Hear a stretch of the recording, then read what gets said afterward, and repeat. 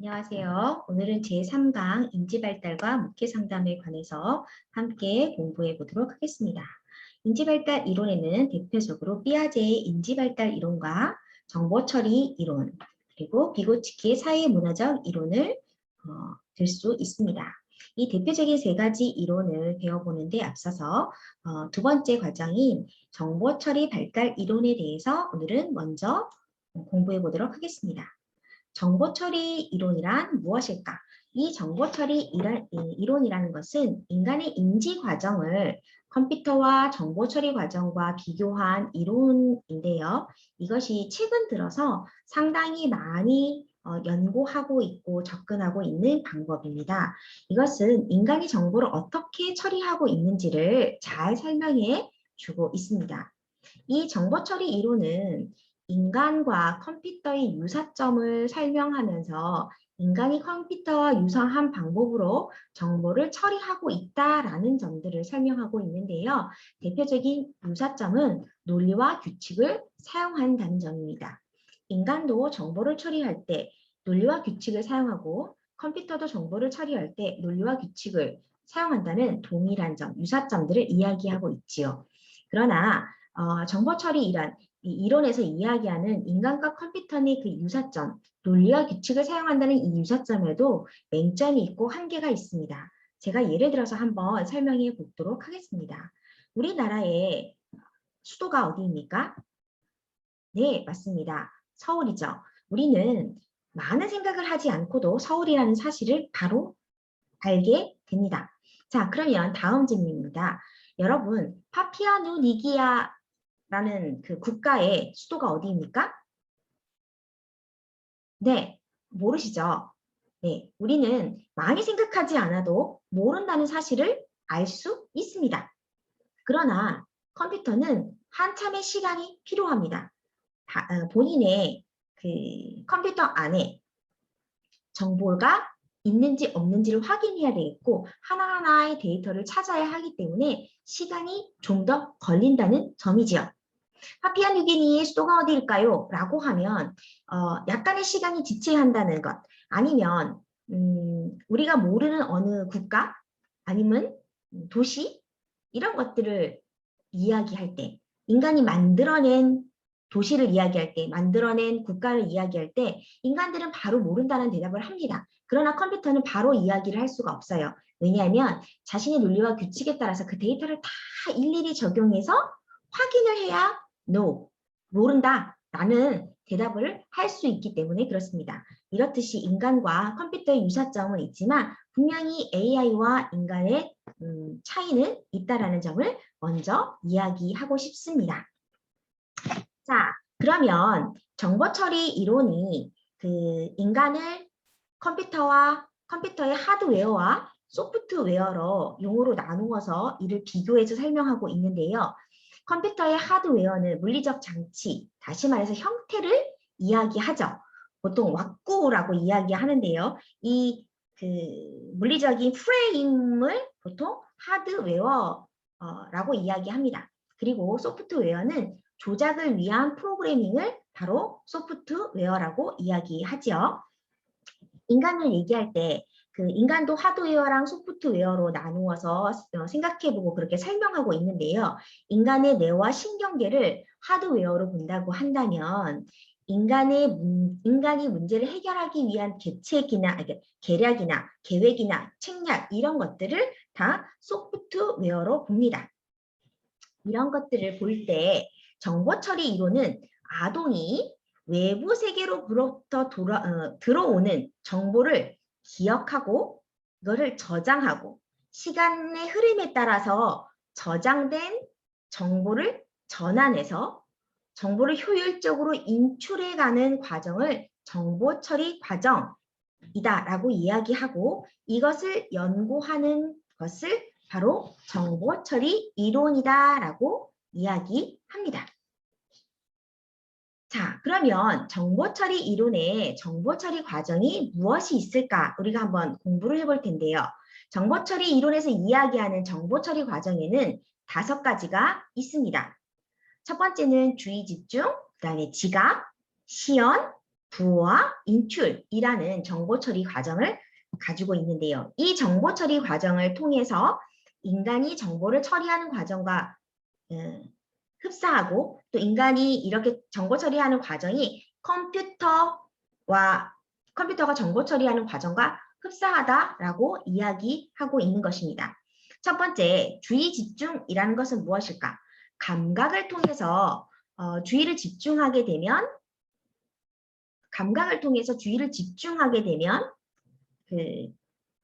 집약적으로 집중을 하는 것이고 그것이 별로 이렇게 감각적으로 와닿지 않는다라고 하면 집중하지 않는다는 거예요. 다시 말해서 오감에서 오는 자극 중 본인이 선택하는 것에 따라서 주의 집중을 할 수 있다라는 것입니다. 오감을 통해서 들어오는 모든 자극에 다 집중을 하는 것이 아니라 본인의 선택하는 작업에 따라서 집중을 하게 되죠. 그 집중을 하게 된 작업들이 다음 작업인 지각이라는 처리 과정을 갖습니다. 선택에 따라서 주의를 집중한 주의 집중의 감각은 아니면 정보는 지각이라는 주관적인 의미와 해석을 부여하게 되는데요. 어떻게 지각하느냐에 따라서 주관적인 의미와 해석이 부여된다라는 것입니다. 자, 보는 그림이 착시 그림인데요. 어떻게 보느냐에 따라서 이 그림이 상당히 다르게 보인다는 사실을 여러분들은 아실 수 있습니까? 아실 수 있을 것입니다. 첫 번째, 가만히 보면 탁 정면에 들어오는 것이 무엇일까요? 어떤 분들은 할아버지, 할머니가 서로 마주보는 것을 볼 것이고요. 어떤 분은 젊은 남성들이 앉아서 기타를 치고 노래를 부르는 모습이 보이는가 하면 어떤 분은 그 가운데 꽃병과 같은 것에 집중해서 보실 수 있을 겁니다. 다시 말해서 지각이라고 하는 것은 어디에 집중하느냐에 따라서 개인이 주관적인 의미와 해석을 부여하는 것이 달라질 수 있다라는 점입니다. 이런 점에서 보면 인간의 지각의 과정들이 상당히 주관적이고 지각의 과정들이 사람마다 참 다를 수 있다는 것들을 우리는 알 수 있겠죠. 세 번째, 정보 처리 과정에서의 세 번째 과정은 무엇이냐면 바로 시연입니다. 시연은 주관적인 해석을 통해서 알게 되는 것을, 다시 말해서 앞전에서 지각을 통해서 알게 되는 것을 실질적으로 연습해 보는 것을 바로 시연이라고 이야기를 해요. 지각된 정보를 가지고 계속해서 연습해 보는 것을 시연이라고 이야기합니다. 시연이라고 하는 것은 직접적으로 행동하는 것과는 조금 차이가 있다라고 이야기를 할 수 있는데요. 이것은 실질적으로 모든 것들 결과물로 나오는 것이 아니라 모방한다라는 개념에서 시연이라고 이야기한다고 이해하면 좋겠습니다. 네 번째는 부호화인데요. 부호화라는 것은 정보가 장기 기억으로 전환하는 것을 부호화한다고 이야기합니다. 다시 말해서 장기 기억으로 전환하기 위해서 부호화해야만 장기 기억을 할 수 있다라고 이야기하는 거예요.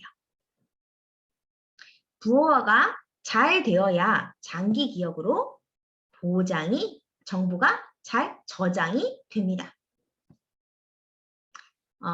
다섯 번째는 인출인데요. 인출은 말 그대로 장기 기억, 부호화했던 장기 기억을 꺼내는 일을 인출이라고 이야기합니다. 그런데 우리가 사람을 만났을 때 얼굴은 기억하는데 이름이 잘 나지 않는다. 이런 것들을 종종 경험해 보지요. 그것들은 정보 처리 이론에서 장기 기억들을 부호화해서 저장하지 않았기 때문에 일어나는 일들이다라고 이야기합니다. 이런 것들을 보면 정보 처리 과정이 주의를 집중하고 그러니까 주관적인 의미로서의 지각 처리를 한 후 시연을 통해서 연습을 해보고 또 장기 기억으로 기억하기 위해서 부호하고 나서 시간이 흐름에 따라서 인출하는 과정을 겪는다라는 정보 처리 과정을, 인지 처리 과정을 꽤 그럴듯하게 설명해 주고 있습니다. 이 정보 처리 이론을 인간의 인지를 이해하는 세 가지 기본 체계를 우리가 살펴볼 수 있는데요. 세 가지 기본 체계 중에 첫 번째는 무엇이냐면 외부 세계로부터 오는 정보는 시간이나 청각, 미각, 후각과 같은 우리의 감각기관을 통해서 인지체계에 투입된다는 것입니다. 인간의 뇌는 감각기관에 투입된 정보를 다양한 방법으로 전환하고 저장하죠. 정보를 부호하고 저장하고 인출하는 모든 과정을 포함하는 것이 바로 이 정보 처리라고 이야기를 하고요. 저장하고 인출하고 그 전에 부호하는 이 과정들을 정보 처리 이론의 대부분이다라고 설명하고 있습니다.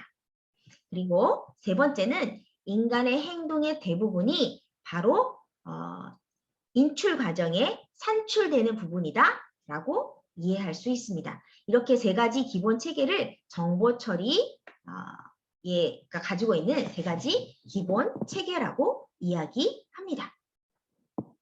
자, 그러면 정보 처리 이론에 대해서는 이 정도로 마무리하고요. 어렵지 않죠. 정보 처리 이론은 컴퓨터와 비슷한 과정을 거쳐서 인간이 정보 처리를 한다. 정보 처리 과정에서는 첫 번째 주의 집중을 하고 두 번째 선택해서 지각을 하고 지각한 것을 시연하고 부호하고 인출한다라는 정보 처리 과정을 겪고 있고 이것이 이 정보 처리 이론의 대부분의 과정이다. 인간이 행동하는 것은 바로 산출되는 부분이고 인출된 부분이다 라고 하는 것이 기본 체계라는 아주 간단한 이론입니다. 자, 다음 이론을 살펴보도록 하겠습니다. 다음 이론은 비고츠키의 사회문화적 이론입니다. 비고츠키 옆에 이제 그 그림에 비고츠키라는 젊은 인물이 나와 있는데요. 비고츠키는 삐아제와 같이 1896년에 태어난 사람입니다. 이 사람은 러시아 태생으로서 굉장히 뛰어난 심리학자라고 이야기하는데요. 삐아제가 80세라는 많은 시간을 보냈다고 하면 이 비고츠키는 37세의 폐결핵으로 사망할 만큼 단명한 사람입니다. 이 비고츠키는 사실 대단한 인물인데요. 이 비고츠키는 아동 발달에서 문화와 사회적 관계를 상당히 많이 강조한 사람입니다. 그래서 그의 이론을 사회문화적 인지 이론이라고 한 이유도 문화와 사회적 관계를 강조했기 때문에 그렇습니다. 요즘 이 이론이 상당히 많이 관심을 받게 되는데요. 그 이유는 오늘날 아동 발달에서 문화적인 요인의 중요성이 상당히 많이 증대되고 있다는 거예요. 인간의 지적 능력, 아동의 지적 능력만, 인지 능력만을 가지고 발달하는 것이 아니라 사회 문화적인 영향을 상당히 많이 받고 있다라는 것들이 지금 제고되고 있기 때문에 그렇습니다.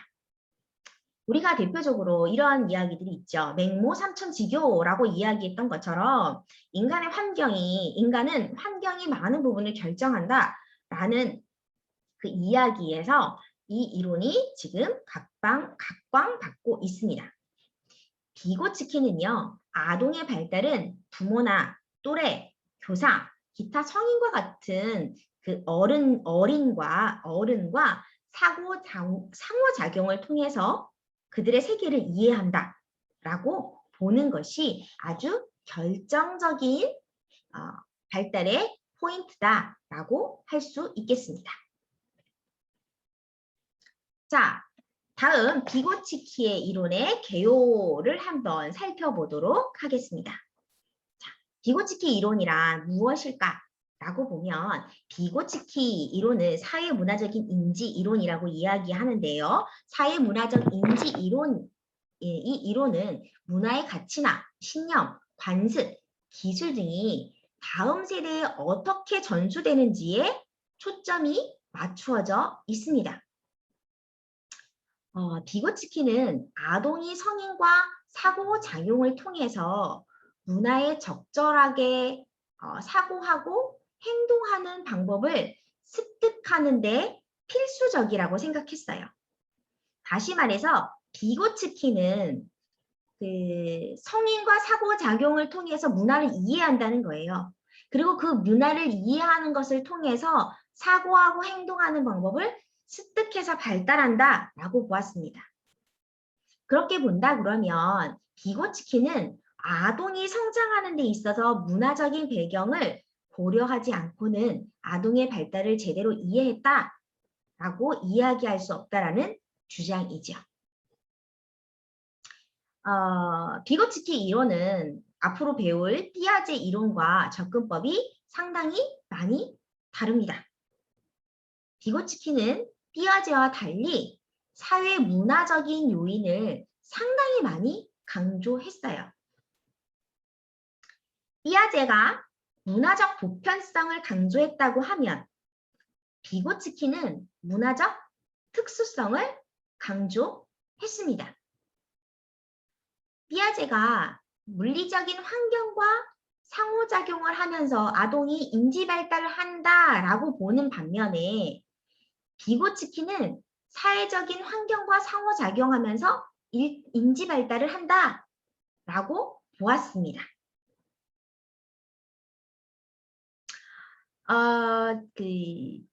이제 앞으로 배울 삐아제 이야기가 계속 나와서 여러분들이 헷갈릴 수 있는데요. 제가 맨 마지막 시간에 삐아제와 비고츠키 이론에 대해서 다시 한번 비교해서 정리해 보도록 하겠습니다. 이전에 삐아제는 모든 아동의 인지 발달을 유사하다고 보았어요. 다시 말해서 적정 수준과 적정 단계와 적정 나이가 됐을 때 인지 발달을 해서 그 단계, 그 나이에서는 그 발달 단계를 거칩니다 라고 이야기하는 것처럼 모든 아동의 인지 발달이 유사한 단계를 거칩니다 라고 보는 반면에 비고츠키는 모든 아동이 같은 인지 발달 단계를 거치지 않는다 라고 이야기하고 있습니다. 아동의 인지 발달을 사회라는 것이 사회 문화가 중재하는 그 과정으로 보기 때문에 아동의 결정적인 요인을 사회 문화, 다시 문화를 굉장히 많이 강조하게 되는 것입니다. 따라서 어떤 문화를 접촉하느냐에 따라서 아동의 발달이, 인지 발달이 상당히 많이 달라지겠죠. 어떤 아동은 뭐 좋은 아니면 굉장히 유능한 성인들이 있는 아니면 공동체가 구성되어 있는 그 곳에 있었다 한다면 비거치키가 보기에는 그 아동이 그렇지 않은 아동보다 훨씬 더 발달한다는 거죠. 뭐 이런 예도 들을 수 있어요. 어머니 아버지가 다 과학자다, 뭐 물리학자다 라고 이야기한다면 물론 유전적인 요인에 의해서도 그 아동이 물리학과 아니면 과학에 굉장히 많은 관심을 가지고 특수성을 드러낼 수 있다라고도 이야기를 하지만 부모가 연구하는 물리학, 과학, 화학 이런 것에 늘 노출되어 있기 때문에 그것에 자극을 받아서 아동이 그 부분에 더 많이 발달한다라고 이야기하는 것이고요. 그렇지 않은 아동에 비해서 분명히 차이가 있다라고 이야기하는 것입니다. 비고츠키는 아동의 지식은 바로 문화로부터 습득이 된다라고 보았습니다. 이렇게 보면 문화가 아동의 인지 발달에 기여하는 점이 무엇인가 우리가 한번 살펴봐야 할 텐데요. 첫 번째는요. 아동의 지식의 대부분을 문화로부터 습득한다라는 것이고 아동은 문화로부터 사고 과정과 사고 수단을 습득한다라는 것이에요. 종합해서 보면 비고츠키는 사회 문화가 아동의 발달에 상당한 영향을 미치고 있다라는 것을 이야기할 수 있습니다. 자, 그러면 이렇게 해서 비고츠키의 이론의 전반적인 개론에 대해서 배웠는데요. 여기서 퀴즈를 하나 내도록 하겠습니다. 비고츠키의 사회문화적 이론을 봤을 때 비고츠키는 아동 발달의 결정적인 요인을 하는 것이 무엇이라고 보았습니까? 네, 이것의 해답을 우리 구글 클래스 스트림에 올려주시기 바랍니다. 자, 그러면 다음을 한번 보도록 하겠습니다. 비고츠키의 근접발달 영역이라는 것인데요. 근접발달 영역, John Flexible Development, John of Flexible Development, GDP라고 하는 것이 무엇이냐? 근접발달 영역에는 실제적 발달 수준과 잠재적 발달 수준이 두 가지가 한꺼번에 있습니다. 실질적 발달 수준이라고 하는 것을 비교를 하면 열매다라고 이야기하고 보여지는 열매라고 이야기하는데요. 이것은 아동이 도움 없이 스스로 문제를 해결할 수 있는 수준, 이것을 실질적 발달 수준이라고 이야기합니다. 실질적으로 이미 발달되어 있는 것, 주위의 도움 없이 스스로 할 수 있는 것, 이것을 실질적 발달 수준이라고 이야기합니다. 두 번째는 잠재적 발달 수준이라는 것이 있는데요. 이것은 성인이나 유능한 또래의 도움을 받아서 문제를 해결할 수 있는 수준을 잠재적 발달 수준이라고 이야기를 해요. 그렇기 때문에 비유에서 꽃이나 아니면 봉우리, 앞으로 무언가 틔울 수 있는 것, 그리고 앞으로 보여질 꽃, 이런 것들에 비유해서 이렇게 잠재적 발달 수준을 설명하고 있습니다. Zone of Flexible Development라고 하는 근접 발달 영역이라는 것은 이것처럼 실질적 발달 수준과 잠재적 발달 수준의 차이를 GPD라고 이야기합니다. 조금 더 쉽게 이야기하면 GPD라는 것은 무엇이냐? 이것은 실질적 발달 수준과 잠재적 발달 수준의 차이다라고 이야기를 한다고 하지만 이것은 혼자서 할 수 없지만 누군가 도와주면 할 수 있는 범위, 이것을 바로 GPD라고 이야기를 하는 거예요. 그 영역을. 자, 제가 이렇게 커서로 표현을 할 텐데요. 처음 그 수직 부분을 수행 능력이라고 보고요. 세로 부분을 가로 부분을 처음에는 이 부분이 도움이 없이 진행되는 부분, 그리고 이 부분이 도움을 받고 올라올 수 있는 부분이에요. 이 부분이. 그러면 어떤 아동은 기울기 요만큼을 통해서 발달이 되고 어떤 아동은 이렇게 큰 발달의 단계를 보죠. 요 차이가 GPD라고 하는 것입니다. 요 차이를 GPD라고 이야기를 합니다. 근접 발달 영역의 개념은 비록 두 아동이 모두 도움 없이 혼자 힘으로 해결할 수 있는 힘은 비슷하다고 이야기를 하죠. 그러나 도움을 받고 문제를 해결할 수 있는 수준은 크게 다를 수 있다는 점을 암시하고 있습니다. 즉 도움 없이 수행 능력이 증가하면 증가할수록 근접 발달 영역이 넓어진다라는 점을 알 수 있죠. 이 근접 발달 영역, GPD라는 영역을 바로 미발달 영역이라고 하고, 이 미발달 영역은 누군가 성인이나 유능한 또래의 도움을 받아서 문제를 해결할 수 있는 그 능력을 바로 GPD 영역이라고 표현하고 있습니다. 자, 다음입니다. 자, 다음은 비계라는 부분들을 한번 설명해 볼 텐데요. 비계가 무엇일까? 스캐폴링이라고 이야기합니다. 비계는 스캐폴링이라고 하는 것은 근접 발달 영역과 밀접한 연관이 있는 것인데요. 이 개념은 아동이 스스로의 힘으로 문제를 해결할 수 있도록 성인이나 또래가 도움을 제공해 주는 것을 바로 비계라고 이야기를 합니다. 다시 말해서 도움을 제공해 주는 것을 비계라는 것이에요.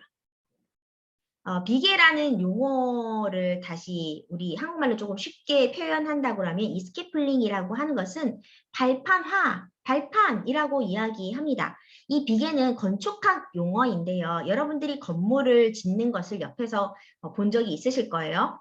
무언가 철봉을 통해서 연결시키고 발판 같은 것들을 중간중간에 놓으셔서 작업자들이 밟고 올라가서 무언가를 작업할 수 있도록 도와주는 것을 비계라고 이야기하는데요. 이 비계는 건물이 완성됐을 때 다 떼어내요.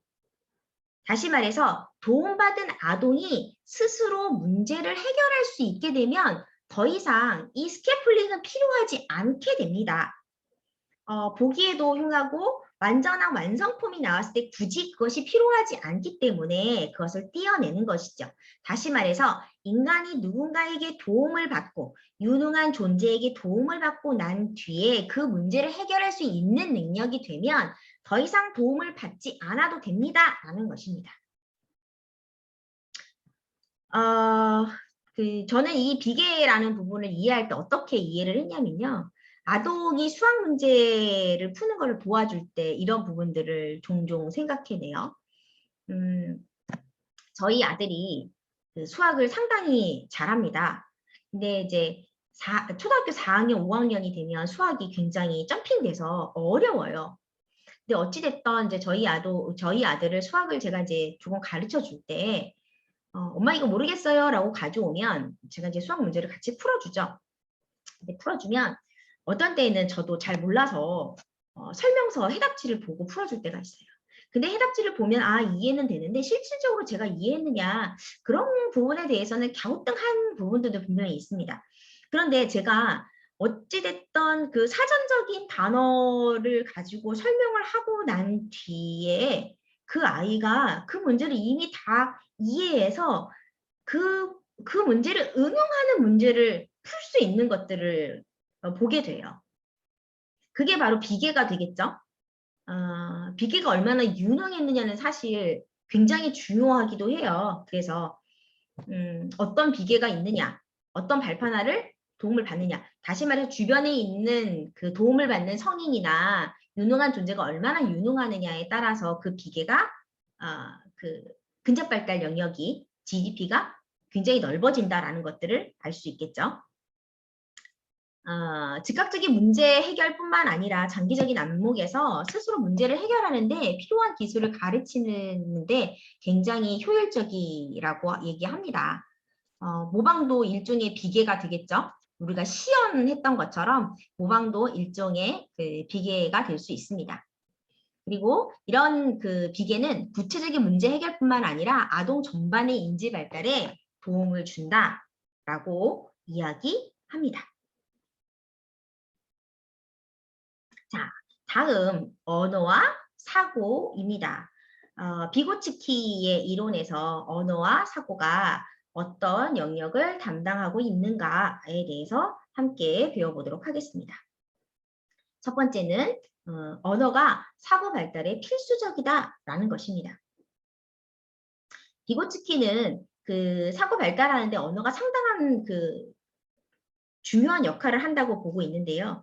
예를 들어서 아동이 어떤 문제를 해결하는데 혼잣말을 종종 하게 되는 것을 볼 수 있습니다. 그러니까 언어가 사회와 가정에서 상호작용해서 어떻게 뭐 상호작용을 해서 발달하냐 이런 문제가 아니라 여기서 이야기하는 것은 혼잣말, 이너 스피치라는 사적인 언어를 이야기를 하는데요. 비고츠키는 아동이 어떤 문제를 해결할 때, 무언가 할 때 혼자 중얼중얼한다는 것을 발견하게 됐어요. 그리고 혼잣말을 하는 것을 바로 이너 스피치라는 사적 언어이다라고 표현하고 있습니다. 이 사적 언어는 외부 지식을 내부 지식으로 바꾸어주는 기제의 역할을 한다고 이야기를 해요. 보통 성인들은 혼잣말을 속으로 하죠. 이 다음에는 이렇게 하면 좋을 것 같고, 그 다음에는 이거를 설명하면 될 것 같고, 이렇게 해서 마치면 되겠다. 그렇지. 이런 것들을 이제 혼자 내부 언어로 이야기하는데, 아동은 미성숙해서 이 내부 언어를 외부로 혼잣말로 바꾸어서 이렇게 표현한다는 거예요. 근데 이제 시간의 지남에 따라서 이 혼잣말이 사적인 언어가 내부 언어로 바뀐다는 것이죠. 내적 언어로 바뀐다는 거예요. 비고츠키는 개인의 생각과 사고를 바로 내부 언어라고 이야기했습니다. 다시 말해서 혼잣말을 한다는 것은 개인의 사고와 생각이 뱉어졌다는 거예요. 아동이 놀이를 할 때 이 혼잣말 하는 것들 되게 많이 보죠. 역할 놀이 할 때도 혼잣말을 하지만 무언가 아동이 문제를 해결할 때 혼잣말하는 것들을 종종 볼 수 있어요. 특히 제일 많이 볼 때는 저는 아동이 무언가 이렇게 조립을 하고 있을 때 종종 발견하고요. 그리고 숙제를 할 때도 종종 혼잣말을 하는 것을 볼 수 있습니다. 언어는 사회적 상호작용을 매개로 하고 있습니다. 그래서 사고 발달을 하게 되는데요. 언어가 사고 발달에 유익한 것은 사회적 상호작용을 매개로 하기 때문에 그렇습니다. 삐아제는 아동의 혼잣말을 자기중심적이고 굉장히 미성숙한 것으로 보았습니다. 그러나 비고치키는 혼잣말을 많이 하는 아동은 그렇지 않은 아동보다 사회적 능력이 더 뛰어나다고 보았어요. 그래서 이 혼잣말을 하는 아동에 대해서 굉장히 긍정적인 지지 연구를 하고 있습니다.